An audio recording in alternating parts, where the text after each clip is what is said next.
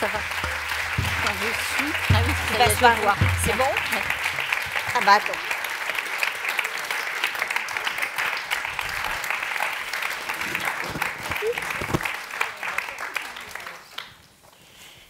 Bonsoir, bonsoir à toutes et à tous et un grand merci d'être là, si nombreux, pour cette soirée de rencontre, soirée intitulée Prendre racine, des nuits plus belles que vos jours. Un lundi au vieux co où chanteront les vers et vous verrez comme c'est beau, dit par un sociétaire. En ce moment, Bérénice est à l'affiche, ici même, dans une mise en scène audacieuse, nouvelle, du flamand Guy Cassirs. Par ailleurs, les tragédies de Racine sont maintenant presque toutes enregistrées par la troupe pour France Culture. Il ne reste qu'Athalie. Jean Racine, si brûlant, si moderne, manie une langue d'une force inouïe que les 4 comédiens, ce soir réunis, ont incarné avec une profondeur, une diversité remarquable. Clotilde de Bézère, 509e sociétaire, actuellement sur ce plateau, dans le rôle de Phénice, tout en puissance, tout en subtilité. Dominique Blanc, 538e sociétaire. 32. Phèdre... Non? 32? 32? Ah, je sais pas. Ah, ça, alors non plus. Je peux pas t'aider. Moi et les chiffres, Ah c'est bah, jamais c'est moi. ça. Bon, mais alors il y J'ai a du mal. un chiffre, c'est la Phèdre. Phèdre iconique, par pour Patrice Chéreau. Claude Mathieu, sociétaire honoraire, réussissant la prouesse de respecter tous les codes, toutes les difficultés charriées par l'alexandrin et tout ça dans une fluidité pleinement contemporaine. Hervé Pierre, comédien, metteur en scène, ancien sociétaire de la troupe. 522. Bravo! Je suis la plus ancienne, 474e. Moi, je suis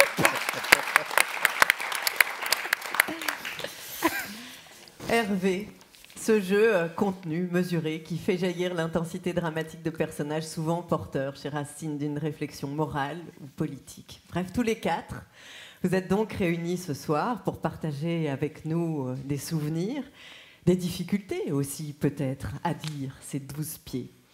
Chacun va lire un texte choisi sur mesure.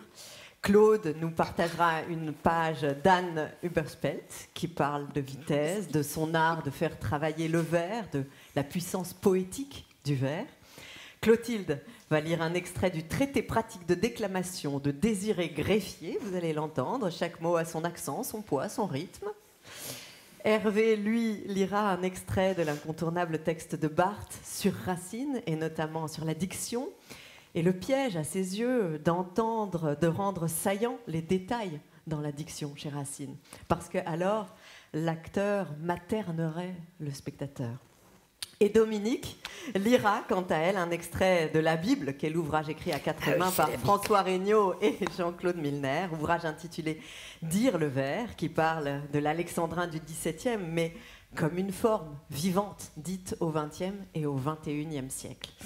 Alors, voilà, je pense que vous avez maintenant à peu près la carte du tendre de notre soirée racinienne. Bonsoir à tous les 4, merci beaucoup d'être là. Peut-être qu'avant de lire le premier texte, j'aurais aimé vous entendre nous dire comment, à quel âge, avec qui vous avez rencontré la langue racinienne. Place à Claude. Alors, moi, c'est en arrivant au conservatoire, en première année de conservatoire, dans la classe d'Antoine Vitesse. Et j'avoue que c'est vraiment là que je me suis attelée à cette langue. Alors, la classe d'Antoine Vitesse comportait les 3 années de conservatoire. Il prenait des premières années, des deuxièmes années, des troisièmes années. Donc, j'ai d'abord vu ces élèves de deuxième, troisième année passer des scènes de tragédie avec une telle légèreté et un tel plaisir. Alors, parfois Antoine reprenait ou proposait des situations, c'est-à-dire qu'on sortait d'une tradition où il y avait un respect du texte et une position, c'était un peu la déclamation. Et Antoine proposait, disait, mais tu peux le dire si tu veux, tu peux t'asseoir par terre ou tu peux t'allonger. Ou je me souviens d'un exercice aussi, alors là c'était avec Yanis Ritsos, mais c'était la poésie, elle est partout. Elle est, tu es en train de faire ton repassage et tu te dis un texte de Ritsos. On évoquait tout à l'heure comment on apprend nos textes, on les apprend tout le temps, n'importe où, n'importe comment, en conduisant, en faisant du vélo, en faisant la vaisselle. Et c'est un peu de cet ordre-là, c'est-à-dire que ça devient familier, et c'est une forme qui fait rêver et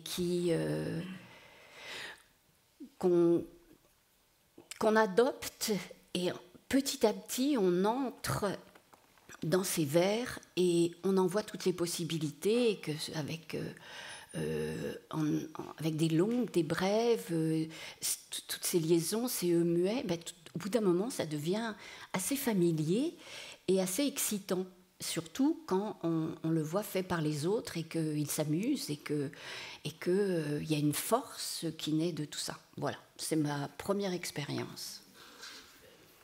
Dominique. Alors, contre-exemple, moi, la première fois que j'ai rencontré l'Alexandrin, c'était dans une mise en scène d'Antoine Vitesse, c'était Le Misanthrope. Je n'avais pas fait d'école. J'étais terriblement complexée, en fait. Et pour le coup, ça me paraissait vraiment être une langue étrangère, comme on l'évoquait avec Hervé il y a 2 minutes. Antoine Vitesse. Ah, voilà. Vous m'entendez? Oui, voilà. Il n'y avait pas de lecture à la table. Non, il frotte quand il frotte. Contre ta joue. Ah, Pierre, au secours. Ça ne marche pas du tout. On va s'en occuper. On va le tendre un peu. Là, ça devrait passer. Vous m'entendez? Oui, ça marche. Bon. Et donc, avec Antoine, moi j'étais très impressionnée de travailler avec Antoine Vitesse. J'avais un trac fou. Antoine, à ce moment-là, vivait la grande expérience du soulier de satin. Bon, ça fait le lien. Et il avait décidé de remettre en scène Le Misanthrope. Donc, pas de lecture à la table, et on avait un petit classique, Larousse, et on était direct sur le plateau, et on lisait le texte. Et moi, l'Alexandrin m'a terrorisée, m'a intimidée beaucoup, et quand j'ai commencé à parler, Antoine, qui avait beaucoup d'humour, je crois, s'est moqué de moi en me disant « Mais c'est un vrai titi parisien, celle-là, comment elle parle, elle ne pourra pas jouer Célimène ». Et j'étais très, très vexée. J'étais très blessée, j'étais très susceptible. Je me suis dit « Mais qu'est-ce que je vais faire ?» Et finalement, j'ai appris sur le terrain, et j'ai appris avec Antoine, et j'ai appris avec Patrice Kerbrat, dont Antoine Vitesse disait qu'il était le maître de l'Alexandrin. Mais c'était Molière. Ça n'était pas Racine. Voilà. Racine, on en parlera plus tard dans la soirée. À toi. Moi? Alors moi c'était un cauchemar. En fait, non mais comme tu en parlais bien, au fait, il y a quand on est petit, on grandit dans un environnement, on est accompagné, voilà, et donc les choses qui nous entourent nous sont familières, et donc on grandit avec ça. Moi, j'ai pas grandi en fait avec l'Alexandrin, j'ai pas grandi avec voilà, c'est comme ça. Quand j'ai fait mes études de théâtre, c'était à l'école du Théâtre National de Strasbourg, dans les années 70, et là, on était loin de la culture classique traditionnelle, il n'y a pas de cours de versification, de diction, on était beaucoup plus impressionné par la littérature allemande, et donc je n'avais jamais abordé l'Alexandrin jusqu'à ce que j'arrive dans cette maison. Waouh! Non, mais j'ai été poussé dans le bain, et c'était sur Le Misanthrope, avec, dans la mise en scène de Lucas Emblem. Et en fait, je pense qu'aussi, il faut être... on est sûrement pas foutus pareil les uns les autres. Hein. Et je pense qu'au niveau de mon cerveau, il y a quelque chose qui marchait pas bien, quoi. En fait, je n'arrivais pas à prendre du plaisir à dire en fait les vers. J'avais toujours l'impression que ça m'était étranger, comme une langue étrangère. Ouais. Et donc je luttais pour, je luttais contre, je faisais tout mon possible pour que ça soit bien, mais la prise était débranchée tout le temps. Si bien que j'avais des trous tout le temps. C'était terrifiant, terrifiant. Donc pour moi, la première expérience a été tragique, quoi, en fait. Voilà. Et c'est vrai que je me suis dit, je rentre dans cette maison, je ne suis pas capable de dire des alexandrins, mais c'est catastrophique. Et puis, il y a eu une réconciliation, en fait, avec le travail sur Britannicus, ouais, avec Stéphane Braunschweig. Et là, tout à coup, il y a quelque chose qui s'est dénoué, quoi, en fait. Et là, pour la première fois, alors qu'on était terrorisés les uns les autres, ah oui, complètement. On avait peur. Et bien là, tout à coup, j'ai senti que le plaisir pouvait arriver. Là, j'ai entendu à quel point c'était quelque chose de vivant, de concret, voilà. Voilà. Et donc, ça a été ici que tout s'est passé. Clotilde. Alors, moi, mon premier contact avec les alexandrins, c'est plus au conservatoire, donc au moment des études, parce que conservatoire, on avait un professeur de diction, il y en avait des scènes à passer avec des professeurs qui nous dirigeaient dans des extraits de pièces. Et donc, je me suis retrouvée très tôt avec des injonctions complètement contradictoires. Et ça, c'est comme ça pendant toute la vie de comédien. C'est-à-dire qu'en fait, j'avais un professeur qui me demandait de faire de la grammaire et d'être dans des compositions, voilà, de faire des groupes de mots comme ça, et un professeur qui me demandait de dire le vers d'une traite. Alors, en tant que jeune comédienne, je faisais d'accord, et j'allais dans une classe, et après, d'accord, j'allais dans l'autre, et on faisait des choses, mais complètement opposées. Donc, en tant que comédienne, comme ça, de jeune élève, je me disais comment faire, quel est le bon choix, parce que finalement, la radicalité de l'un ou de l'autre me déplaisait, et je me suis rendu compte qu'il fallait faire sa petite cuisine, et que beaucoup d'acteurs faisaient leur petite cuisine. On sait qu'il y a des règles, on sait que les choses existent, on fait sa grammaire quand même pour comprendre, parce que moi j'ai remarqué quand même que dans Racine tout n'est pas forcément simple. Il y a une rhétorique, c'est-à-dire qu'en fait il y a une pensée qui avance en marche, qui est très bien construite, et si on la maîtrise pas, en fait c'est dommage, parce que passer la barrière de la langue et du mot, l'agencement des sentiments, de l'humanité, elle est tellement géniale que c'est dommage de passer à côté, quoi. Et donc, mon travail, en fait, en général, quand je suis comédienne, quand je m'attelle à Racine, c'est de retrouver, de faire du rewind, c'est-à-dire de retrouver la jeunesse de Racine quand il a fait son plan. C'est-à-dire que Racine, il faisait des plans, et des plans, première scène, deuxième scène, troisième scène, ce que je mets dans la première scène, ce que je mets dans la deuxième. Et ça, c'était très, très poussé, très avancé. Il travaillait énormément là-dessus. Alors on se dit qu'il travaillait sur les vers, mais en fait, il travaillait un peu les vers, mais il travaillait beaucoup sur son plan. Et ça m'a toujours interpellée. Je me suis dit, ça veut dire que c'est hyper important. Et donc, revenir un peu à ça, ça veut dire, chaque scène, qu'est-ce qu'il veut dire, où il veut aller, pourquoi ça avance. Et puis après, du coup, dans la scène, comprendre la pensée, comprendre jusqu'où ça va, pourquoi voilà, c'est un petit peu un travail inverse, quoi. Pour arriver à cette liberté de pouvoir dire ces scènes en étant délivré du carcan, quoi. En ayant cette liberté intérieure. Parce que Racine, une fois qu'on a passé ce cadre, ce carcan de la langue, qui est quand même très compliqué, finalement, c'est simple.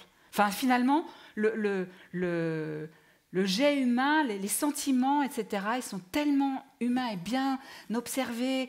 Enfin, je ne sais pas, pour les femmes, mais les personnages de femmes, je trouve ça extraordinaire, comment il a observé, comment une femme, dans son cerveau, arrive. Et alors, je trouve que c'est très intéressant, même par rapport à notre époque, parce que chaque époque a sa façon de dire le vers, mais là, par exemple, demain, je joue Racine. Maintenant, il y a les micros. Donc, il y a cette chose dont Claude parlait, qui est de faire la poésie sienne. Et c'est vrai que le micro... Je ne suis pas d'accord sur tous les spectacles, je ne suis pas pour le micro partout, tout le temps, etc. Surtout qu'on est capable de parler loin et fort. Mais je trouve que quelque part, ça amène de l'intimité aux spectateurs, ça amène... on rentre dans la tête des personnages. Et ça, moi, je trouve qu'un monologue dit comme ça, assez doucement, et on peut rentrer dans la tête de Racine et de cette poésie-là. Et je trouve ça assez... Voilà, j'aime bien aussi cette manière moderne maintenant, quelquefois, de voir la tragédie et de la penser. Alors vous avez parlé comme ça évidemment de cette architecture, c'est vrai, et aussi de se faire confiance quelque part à son instinct. Quand vous dites faire sa cuisine, il y a des textes quand même qui peuvent être plus ou moins directifs. Celui que vous allez nous lire maintenant, Clotilde, nous explique un peu par A plus B comment on est censé faire. Qu'est-ce que vous en pensez de ce texte, peut-être, avant de nous le lire ? Alors, c'est un texte de Désiré Greffier. Déjà, je ne sais pas très bien qui est Désiré Greffier. J'imagine que c'est quelqu'un du 19e, qui est quand même un illustre inconnu, parce que je ne l'ai trouvé nulle part. Ça s'appelle sur Internet. le traité pratique même sur de déclamation. déclamation. Oui, c'est assez étonnant parce que en fait, on se rend compte, parce que j'ai lu quelques traités comme ça, souvent du 19e d'ailleurs, qui vous apprennent à déclamer. Et en général, ça n'est pas pratique du tout. C'est-à-dire que c'est quelques idées vagues, un petit peu pompeuses, mais sur la pratique, c'est quand même en général assez impossible. Donc voilà, vous allez un petit peu... Déjà, dire quelques alexandrins, c'est sympathique. Et vous allez voir un peu les commentaires de ce monsieur. Donc, ça parle du chapitre consacré à Andromaque. C'est l'acte 4 de Andromaque. Scène 5. Analysons la scène où Hermione répond à Pyrrhus, qui vient de lui annoncer qu'il épouse Andromaque. Hermione, blessée au cœur, cherche à renfermer son ressentiment, et c'est avec une ironie douloureuse et amère qu'elle répond à Pyrrhus. Lentement, et bien souligner les contre-vérités. Hermione.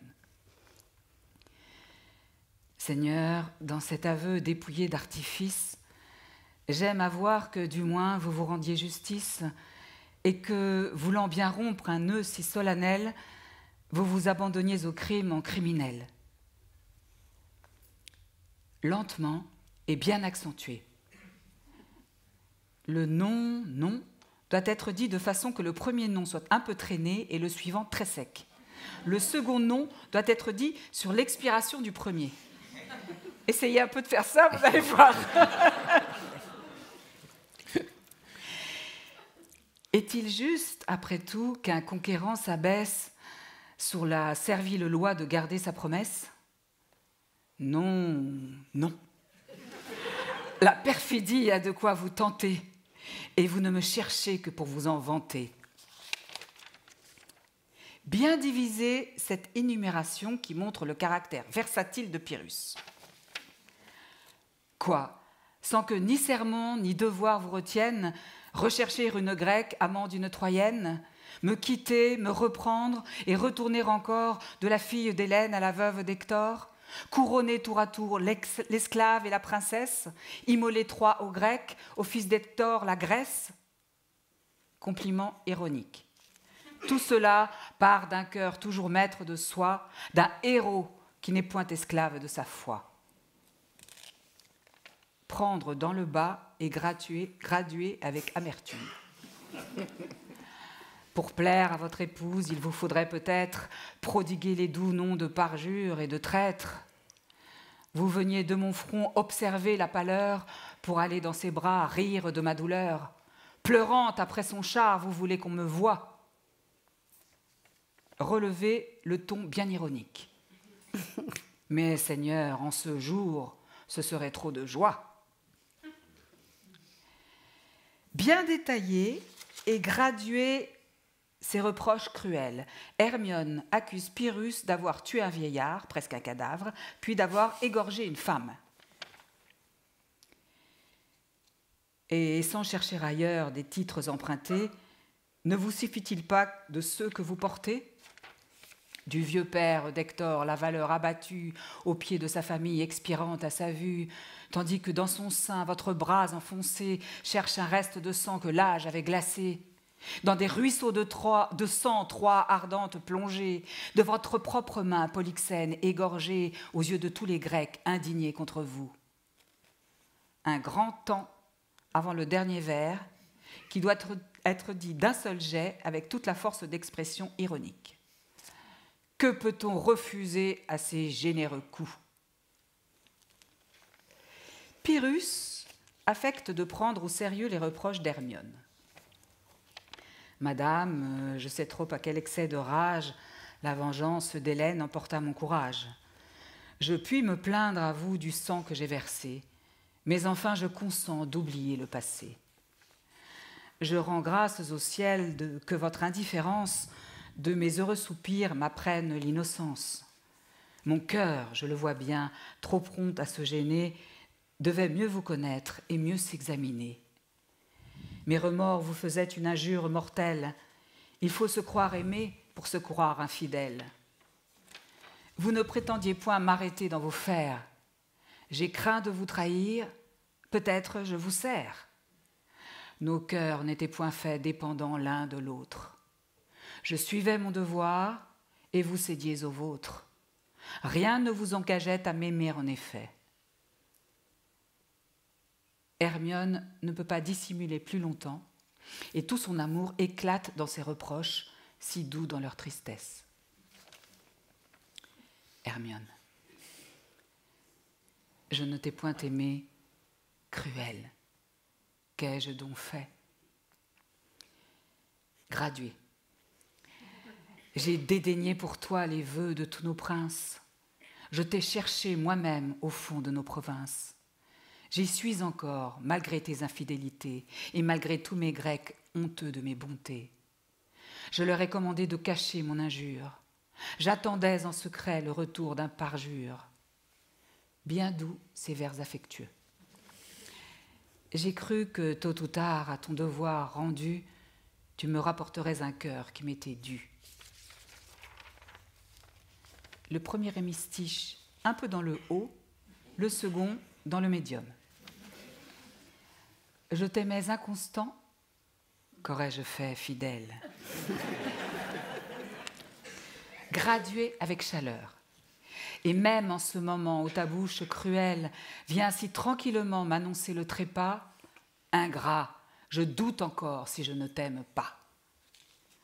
D'un ton lent et accablé. Mais Seigneur, s'il le faut, si le ciel en colère réserve à d'autres yeux la gloire de vous plaire, achevez votre hymen, j'y consens, mais du moins, ne forcez pas mes yeux d'en être les témoins. Une grande intention sur ces deux vers. Pour la dernière fois, je vous parle peut-être. Différez-le d'un jour. Demain, vous serez maître. Après un long temps, Hermione pose cette question dans un grand trouble. Vous ne répondez point ? Nuancez et graduer ces vers qui doivent être dits avec toute la chaleur d'une expression pleine de jalousie et de colère. Le dernier vers sera détaché et dit d'un ton très menaçant. Perfide, je le vois, tu comptes les moments que tu perds avec moi. Ton cœur, impatient de revoir ta Troyenne, ne souffre qu'à regret qu'une autre t'entretienne. Tu lui parles du cœur, la cherches des yeux. Je ne te retiens plus, sauve-toi de ces lieux. Va lui jurer la foi que tu m'avais jurée. Va profaner des dieux la majesté sacrée. Ces dieux, ces justes dieux n'auront pas oublié que les mêmes serments avec moi t'ont lié. Porte au pied des autels ce cœur qui m'abandonne. Va, cours, mais crains encore d'y trouver Hermione. Voilà. Bravo.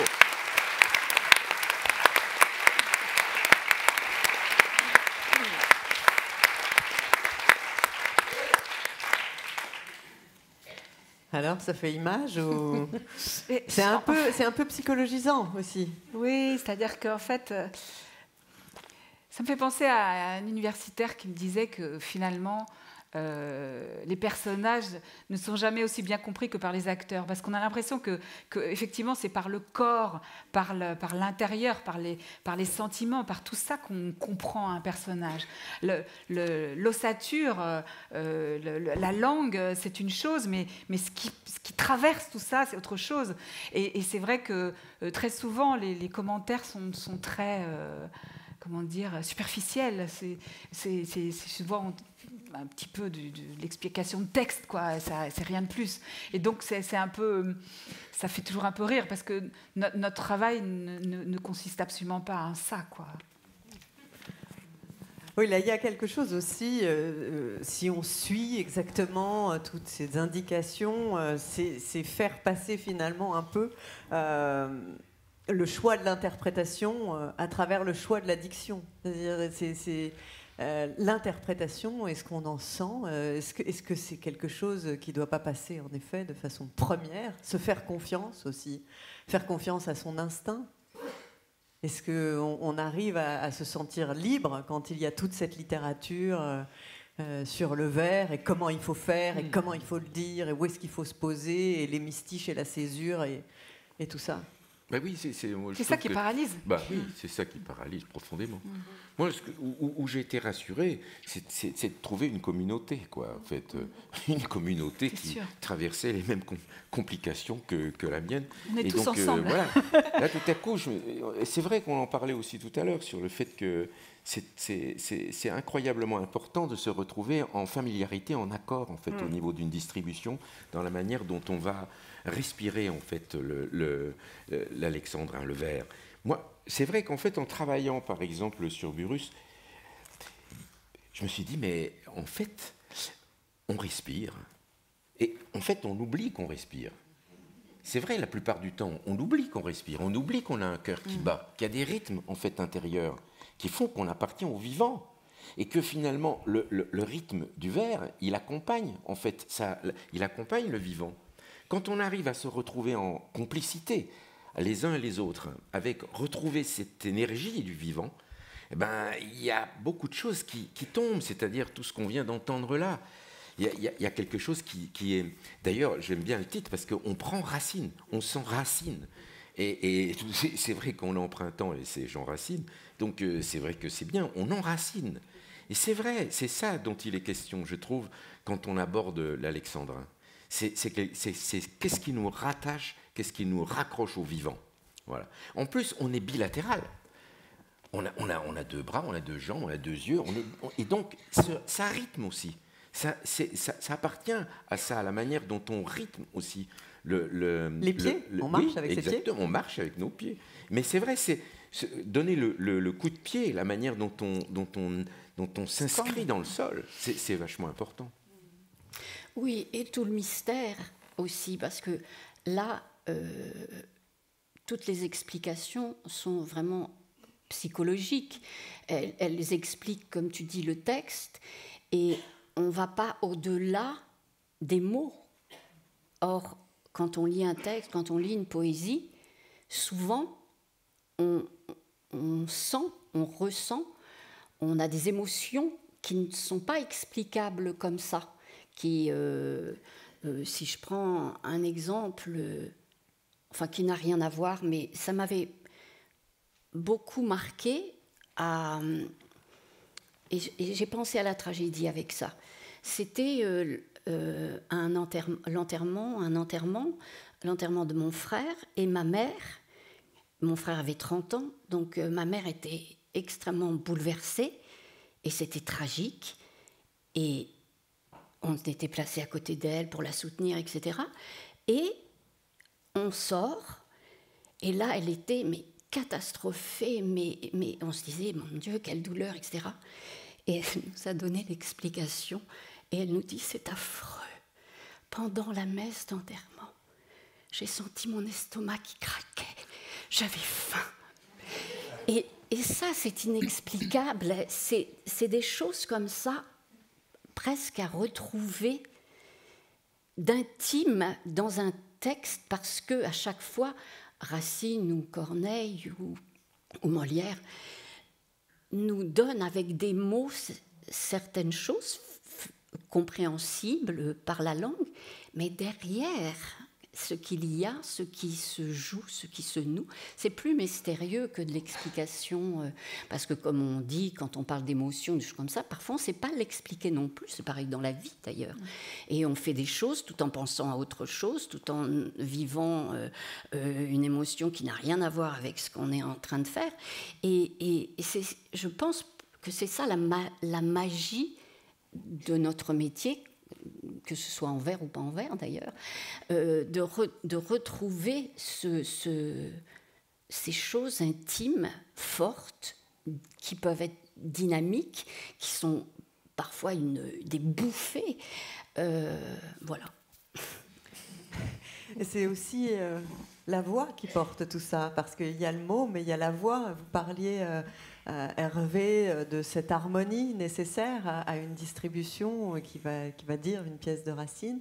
C'est aussi que l'inflexion juste de la voix, elle peut dire peut-être cette espèce de sous-texte si intime, justement, que va ressentir l'acteur et la respiration.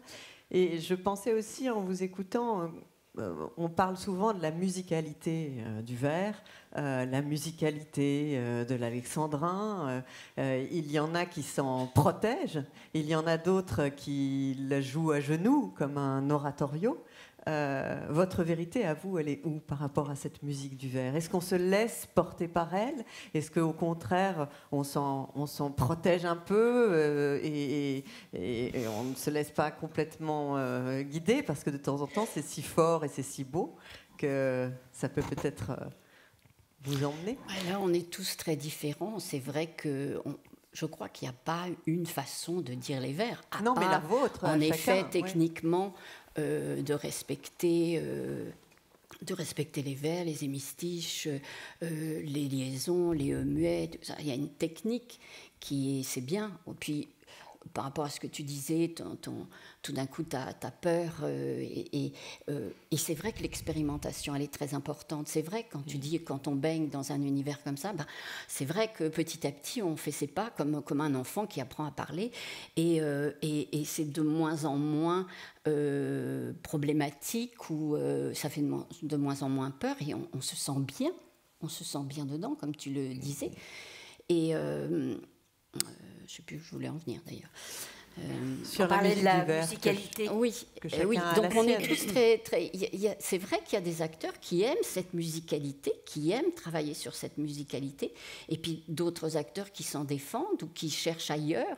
En fait, on cherche, à chaque fois, on cherche sur les textes, et Racine fait partie de cette recherche, et elle est parfois joyeuse, parce que compliquée, parce que en effet, il faut arriver à se tirer de ces liaisons, à se tirer de ces muets, sans que ce soit poussif, appuyé, et parfois c'est par l'intention, c'est un respect du vers. Parfois, je me souviens qu'après j'ai travaillé avec Mesguich, et il disait qu'un vers, après il y avait une petite mort, c'était comme si c'était la fin du monde, et puis tu reprends, et c'est ça aussi qui peut donner une énergie. Puis il y a un autre metteur en scène qui va te laisser enchaîner 2 vers ou 3 vers, et puis il y a les enjambements. C'est tellement riche, et tout, on est tous pleins d'imagination, donc, et les spectateurs aussi. Donc c'est ça qui est formidable de travailler, parce qu'il y a des tas de propositions à faire, et à un moment, on entend parler de modernité des vers, de l'alexandrin. Mais oui, c'est normal, c'est aussi moderne qu'ancien, puisque nous, on est des gens du 21e siècle, et chaque siècle a abordé cette langue avec ce qu'il est. là, dans le spectacle dans Bérénice, à un moment, je ne sais plus quel personnage c'est Alexandre Pavlov qui le joue, mais qui sort son portable. Oui, ça fait partie aussi de notre vie maintenant.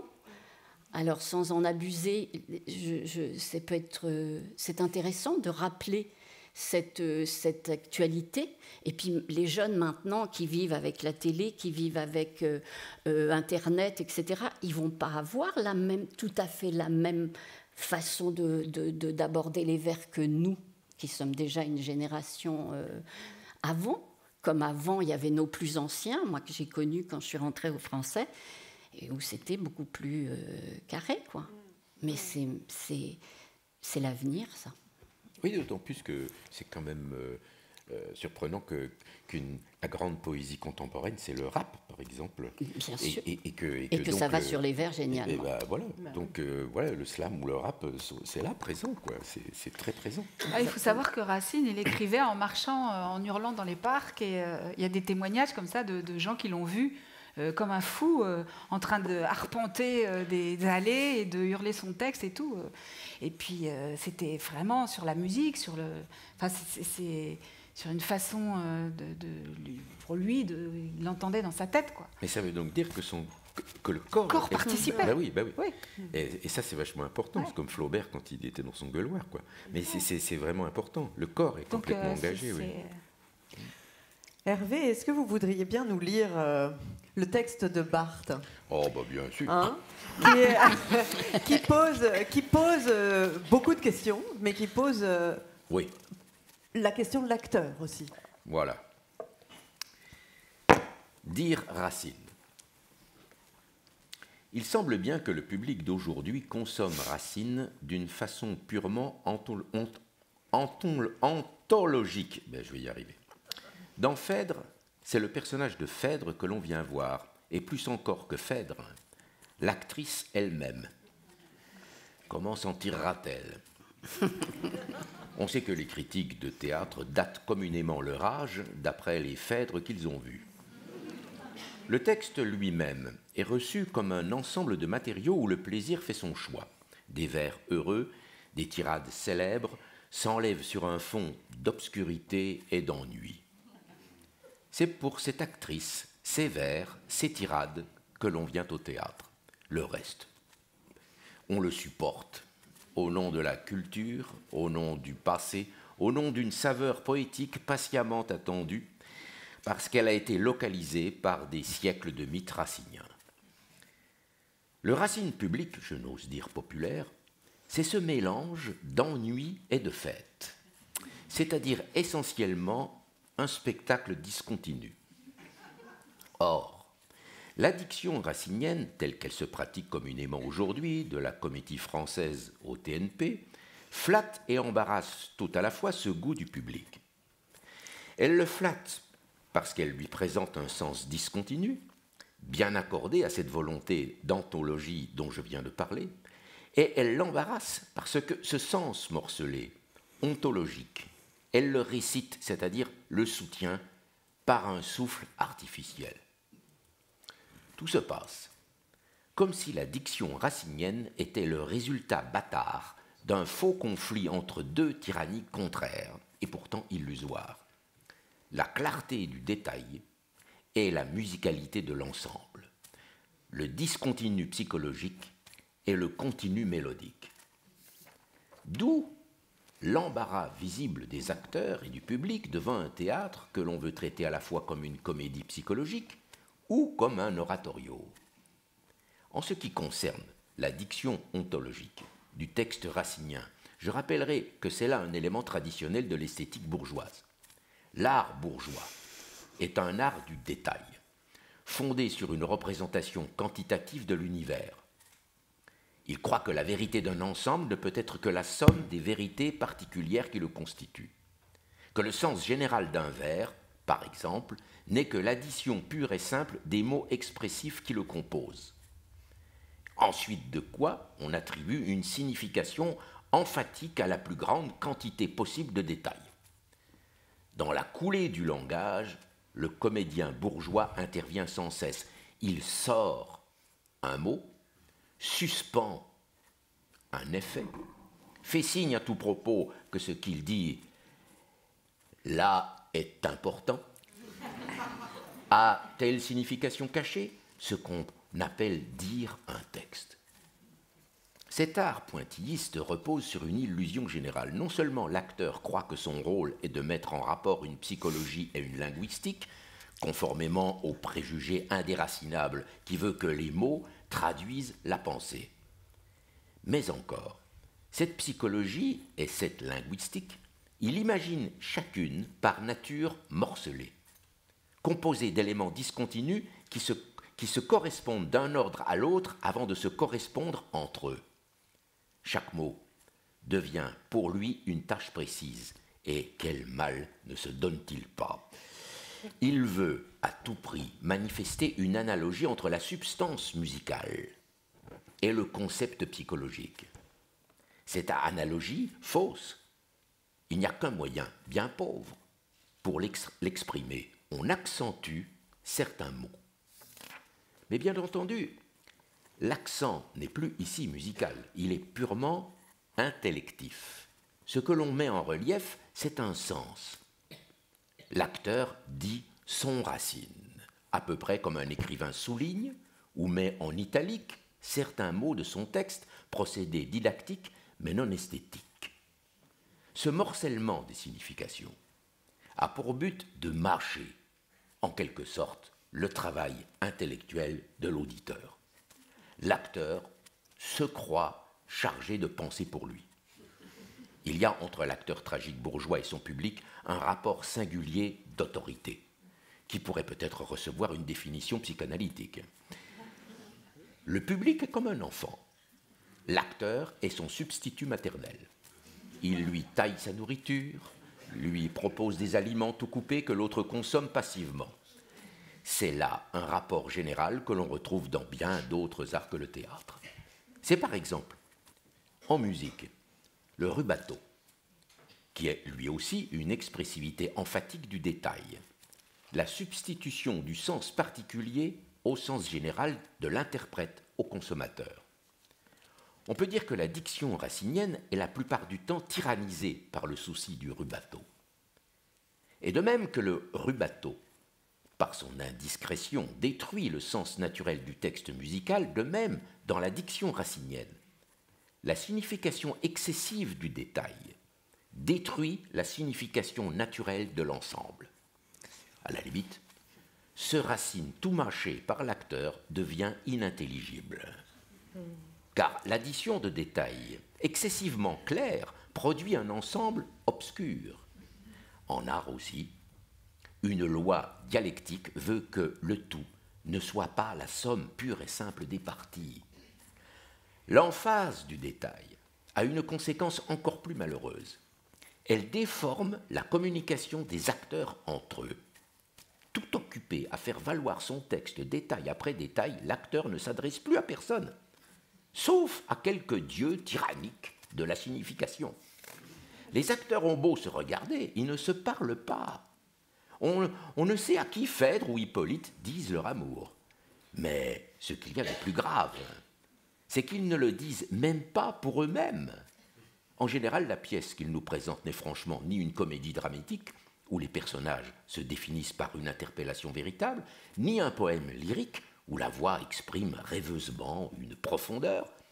Tout se passe comme si l'acteur se débattait, non avec lui-même ou d'autres hommes, mais avec une sorte de langue obscure, et que sa seule tâche fut de la rendre un peu intelligible.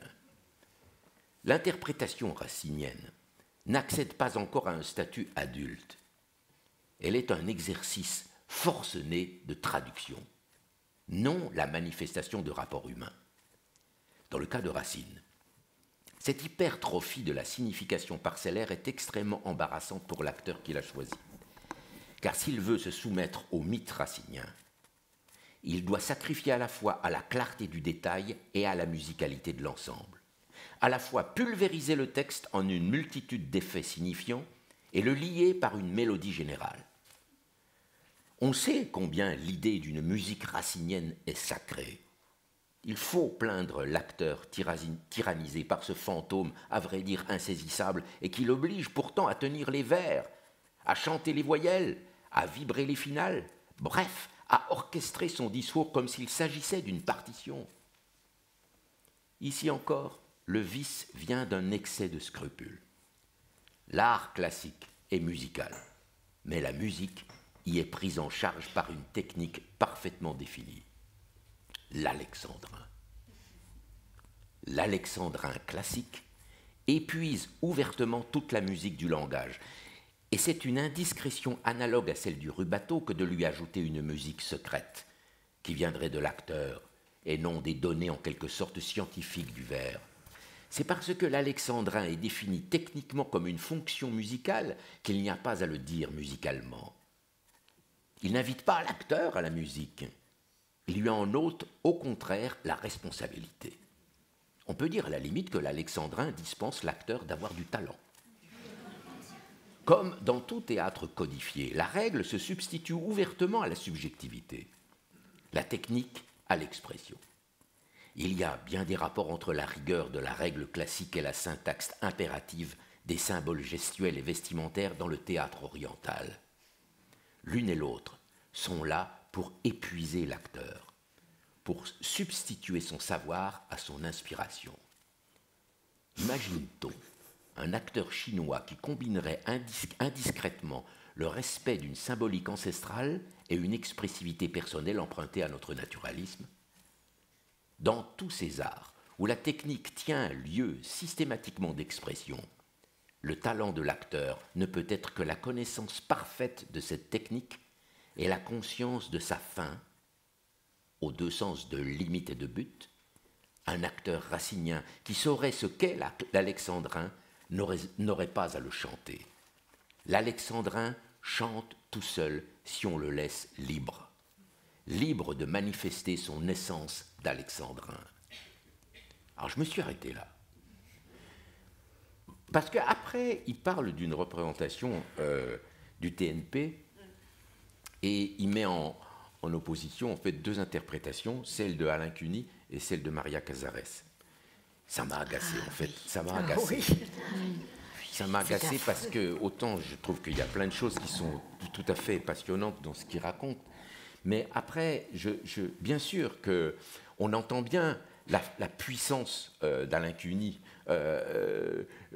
produisant une énergie, un chant qui est d'une très grande puissance. Mais je ne peux pas, moi non plus, ne pas entendre la puissance de Maria Casares dans la manière dont elle s'empare du vers. Bien sûr qu'il y a deux manières de s'engager à l'intérieur de l'œuvre, mais ça m'agaçait profondément de continuer sur ce commentaire qui me semblait un peu désobligeant.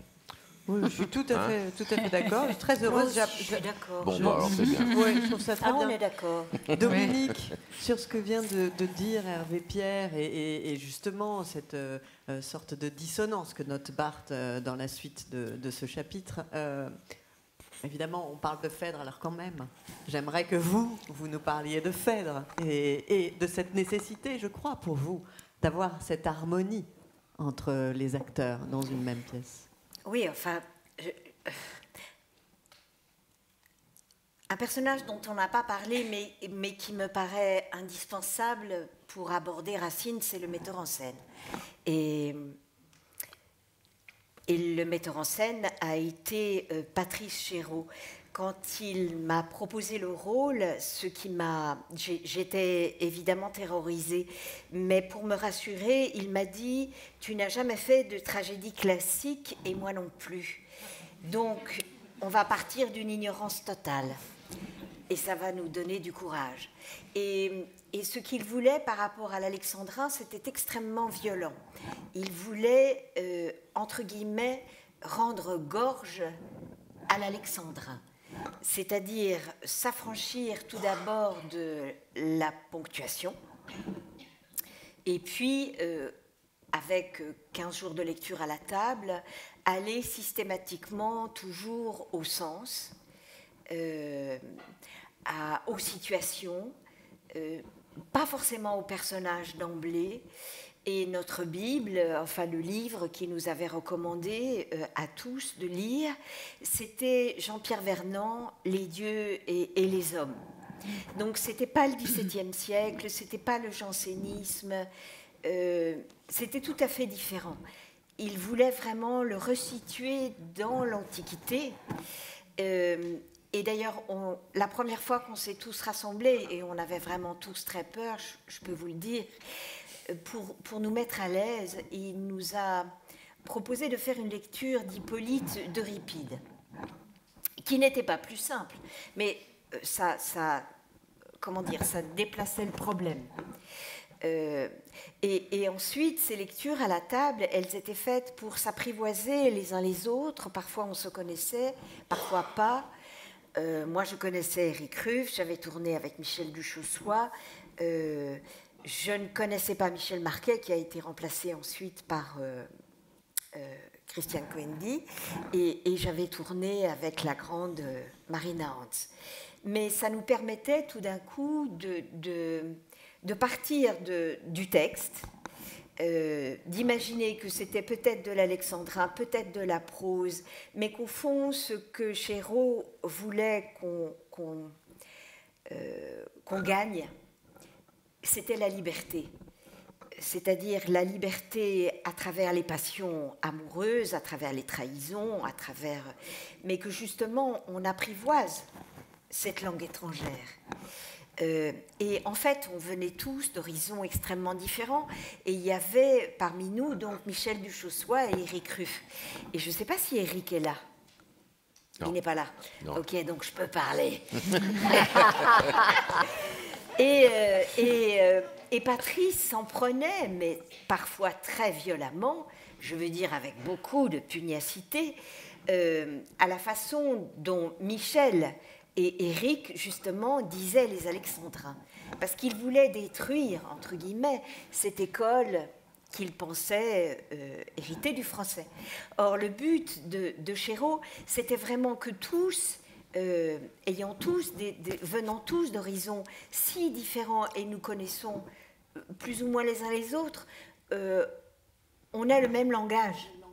Voilà, on a la même langue. Alors, on a démarré dans un petit local et puis ensuite une petite salle de répétition.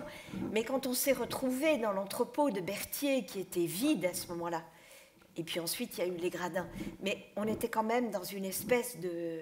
Je ne sais pas comment dire, enfin c'était gigantesque, avec une hauteur de plafond dont on parlait il n'y a pas longtemps.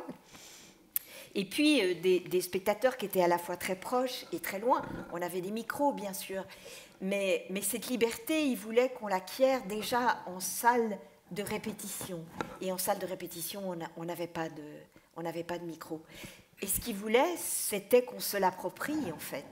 Et que chacun s'approprie l'alexandrin comme sa propre langue, pour dire, effectivement, son désir, son besoin d'amour, son envie d'être aimé, et que la respiration, on allait l'inventer aussi, mais que ce dont il fallait s'affranchir, c'était la façon officielle. Alors, c'était en 2003, évidemment, depuis, les choses ont bougé. Et Roland Barthes, c'est les années 60. Oui, c'est 63, je vois. Parce que justement, je regardais, c'est 63. Évidemment, ça aussi, ça a bougé. Moi, pour préparer le rôle, j'avais plusieurs pistes et je me suis dit quand même, je vais me faire le plaisir d'écouter Sarah Bernard. Est-ce que vous l'avez déjà écoutée, Sarah Bernard, dans Phèdre? Je vous la recommande. C'est sobre. Ah bon? Je ne peux pas vous dire comment c'est sobre. Mais surtout, ce qui est extraordinaire, c'est la respiration. Et je pense qu'elle avait des abdos exceptionnels. Parce que la déclaration d'amour, c'est un souffle comme ça. Donc, effectivement, sans ponctuation. Et ça sort d'une traite. Bon, évidemment, c'est vieillot. Et probablement que nous, en 2003, on sera vieillot dans 50 ans. Mais je crois que le regard du metteur en scène et surtout ce qu'il voulait faire, c'était ça, l'essentiel. Et ce qu'il voulait qu'on acquiert, c'était cette liberté. Voilà. Donc, il nous a demandé tout le temps de casser l'alexandrin, parfois de le répéter, parfois de le murmurer, mais de le briser avant tout. Alors, si vous nous lisez un peu de Jean-Claude Milner et, Oh là là, et je François peux Regnault, pas vous recommander c'est pas forcément ceux qui conseillent vraiment de casser l'Alexandrin. C'est une Bible, hein. Donc il faut le prendre avec beaucoup de... Enfin, c'est des gens extraordinaires. Ces deux savants-là. Voilà.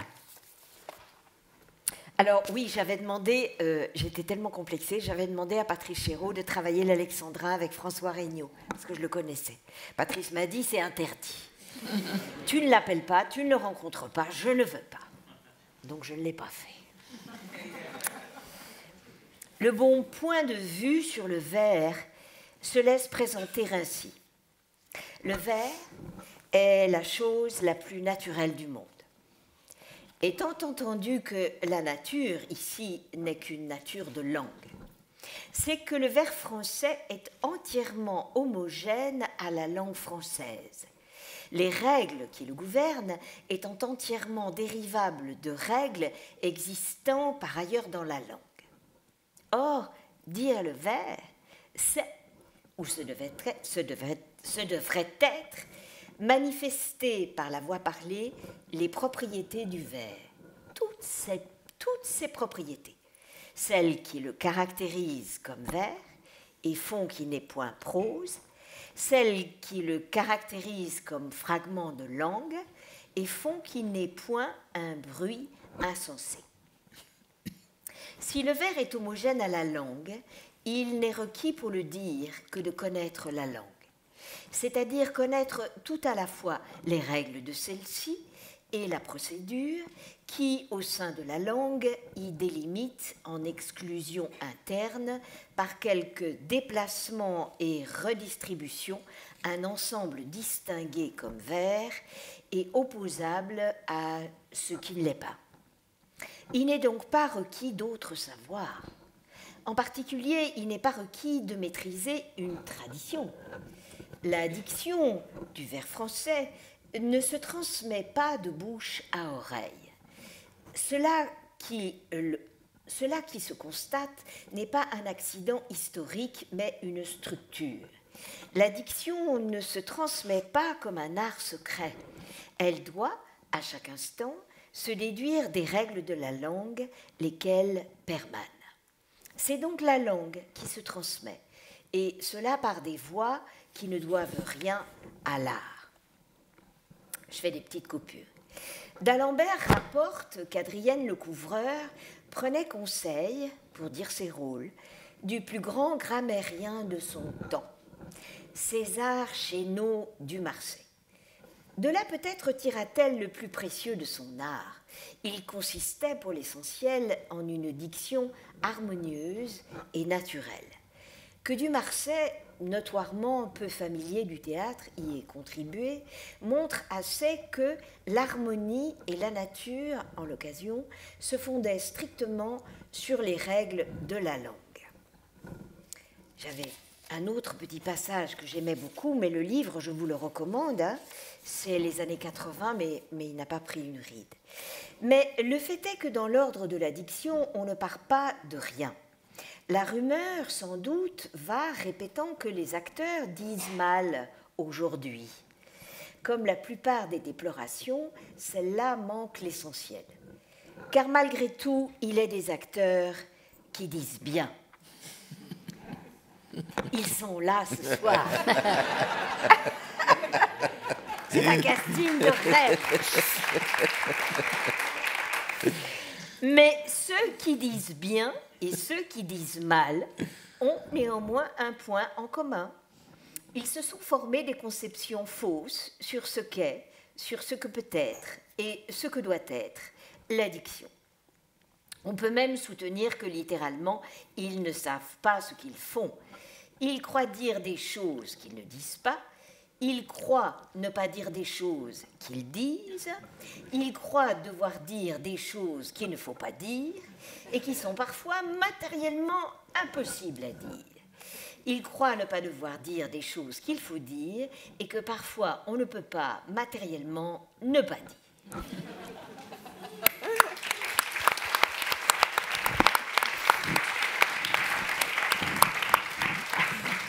Merci beaucoup pour cette lecture.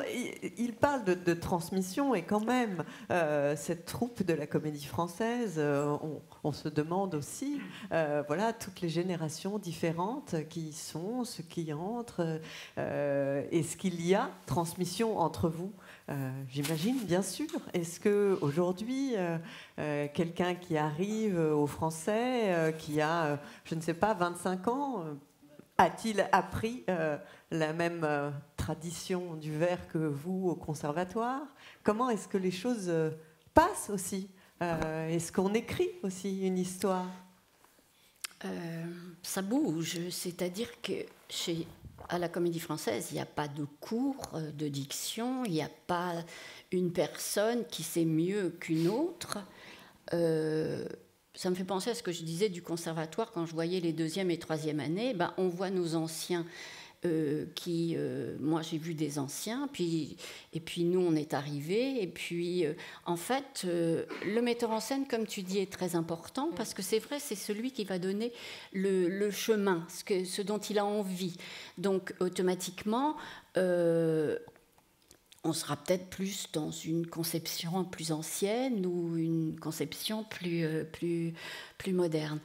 Il n'y a pas à la Comédie Française une façon qu'on nous enseigne de dire les vers. Il y a comme une succession de mises en scène où vous allez avoir des propositions différentes. Là, on le voit, il y a Bérénice, où, comme disait Clotilde, c'est plus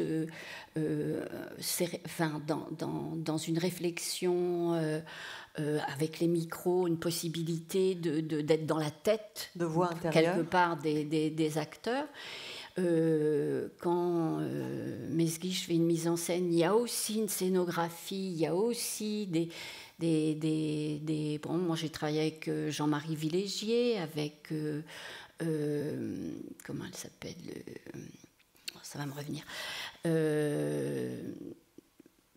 les Brigitte Jacques sur Corneille, parce que Corneille c'est aussi un tout petit peu différent.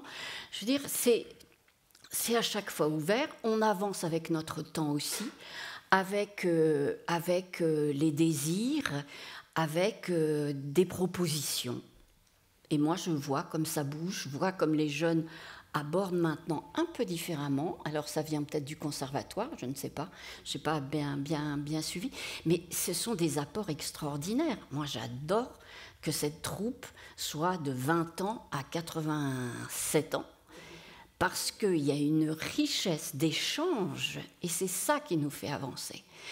Et c'est pareil pour la tragédie. Si on veut qu'elle reste vivante, comme tu parlais du corps, de l'énergie, on est bien obligé de faire confiance et d'avancer ensemble. Alors c'est vrai que c'est assez agréable dans une distribution qu'on travaille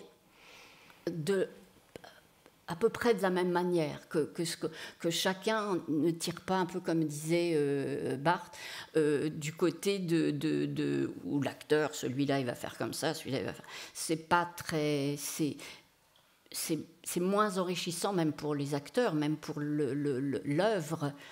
Donc voilà, moi ce que je peux dire du français, c'est qu'à chaque fois, voilà, on avance, on est en devenir à chaque fois.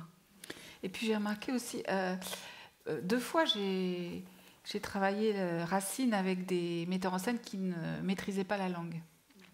Donc ça, c'est encore autre chose. Et c'est vrai que du coup, la distribution, le groupe de comédiens, c'est très important qu'on ait une sorte qu'on se parle et qu'on sache un petit peu dans quelle direction aller tous ensemble, parce que c'est vrai quelque part on se sent aussi un peu les garants de cette langue, puisque la personne, le metteur en scène qui aime beaucoup la structure, l'idée de la pièce, etc., mais ne connaît pas cette langue. Donc c'est à nous d'un petit peu de l'insuffler.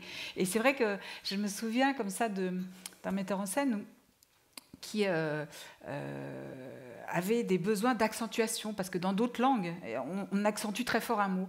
Et je me souviens de discussions comme ça où on disait, mais non, mais en français, en fait, on ne peut pas accentuer très fort un mot comme ça. Surtout dans Racine, ça fait très bizarre. Là, je pensais un petit peu à Barthes, là, qui dit ne pas... Alors, c'est vrai qu'il y a des choses comme ça qu'on se dit entre nous, et c'est vraiment le travail de la troupe, ça, quelque part. Oui, tu as tout à fait raison. On discute beaucoup en dehors. C'est-à-dire, on sort, on a travaillé l'après-midi, et après, on va discuter, ou le soir, où on échange. On a besoin de marcher ensemble. C'est là où la troupe souvent est forte par rapport à d'autres endroits où les gens ne se connaissent pas forcément très bien. Nous, souvent, on a eu beaucoup de spectacles ensemble, on a eu beaucoup d'aventures, donc on peut discuter artistiquement comme ça très facilement sur un projet, si ça va, si ça va pas, etc. Oui, on se dispute.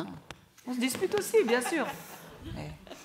Et là, par exemple, on a enregistré pratiquement tous les Racines. Oui, il en à manque la radio. qu'un seul pour France Culture. Et c'est vrai que du coup, ça amène, parce qu'on ne joue pas tant que ça, ce répertoire. Et donc, c'est vrai qu'il y a pas mal de jeunes qui n'ont pas forcément joué ces choses-là. C'est le cas de Jérémy Lopez, là, qui pour la première fois. Et donc, du coup, ça permet, ces enregistrements pour France Culture et tout, ça a permis à beaucoup de gens de un petit peu se faire à cette langue et à ce travail-là. Et c'est vrai qu'on a la chance aux Français de beaucoup travailler. Donc, petit à petit, ça s'acclimate, quoi. L'heure tourne, hein, Claude. Alors, je crois que je me demande si jamais il n'est pas temps d'une dernière lecture.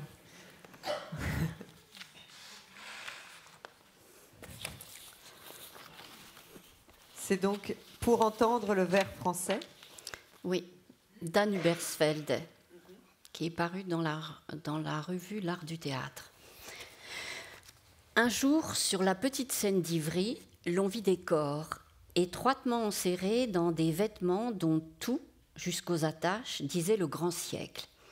Et des bouches sortaient les alexandrins, dont rien ne nous était dérobé, ni les accents, ni les pauses, ni même les muettes. C'était Phèdre. Et quelque chose de neuf et de très ancien nous était donné ou rendu. On ne peut pas au théâtre parler du langage comme s'il marchait tout seul, comme s'il y avait un théâtre-langage. Cela n'est pas.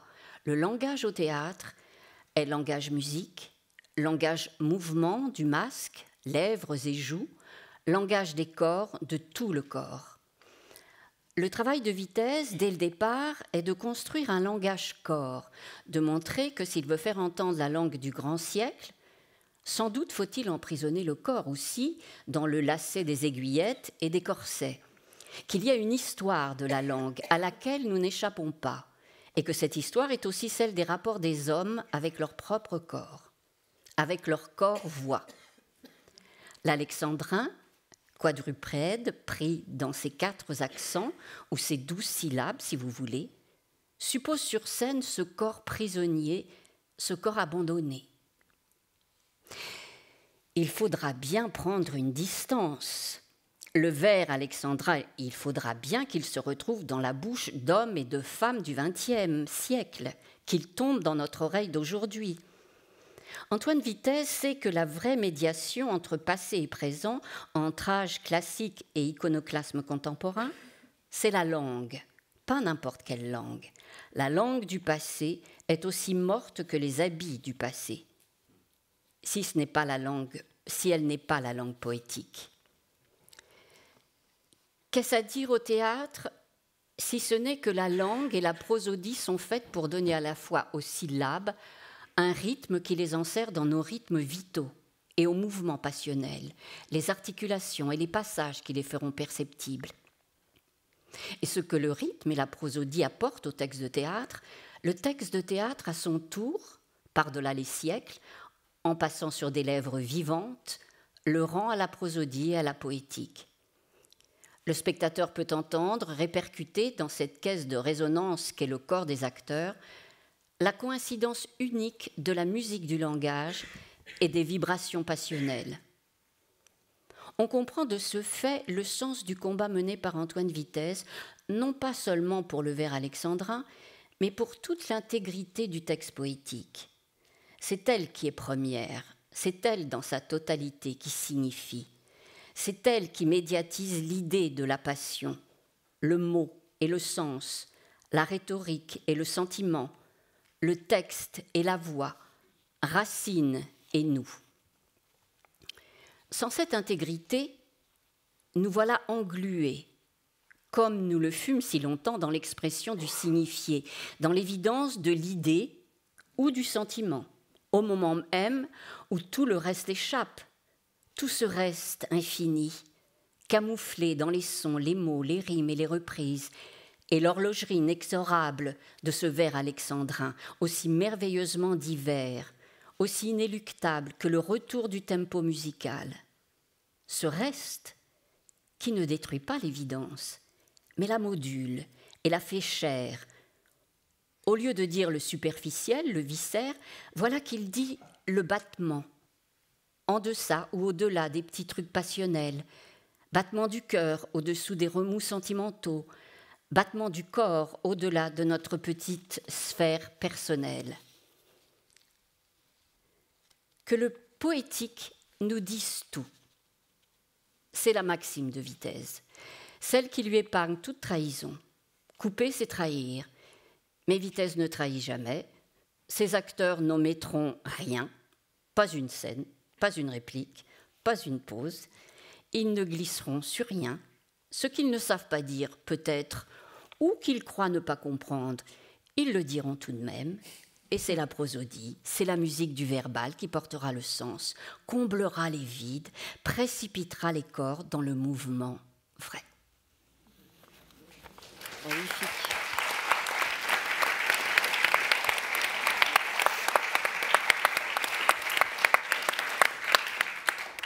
C'est magnifique cette beauté-là. Grâce à vous, je pense qu'on a beaucoup de pistes, de réflexions, de lectures, de promesses d'émotions qui nous montrent évidemment que Racine est toujours tellement contemporain. Merci mille fois à tous les quatre d'être venus partager avec nous tous vos souvenirs.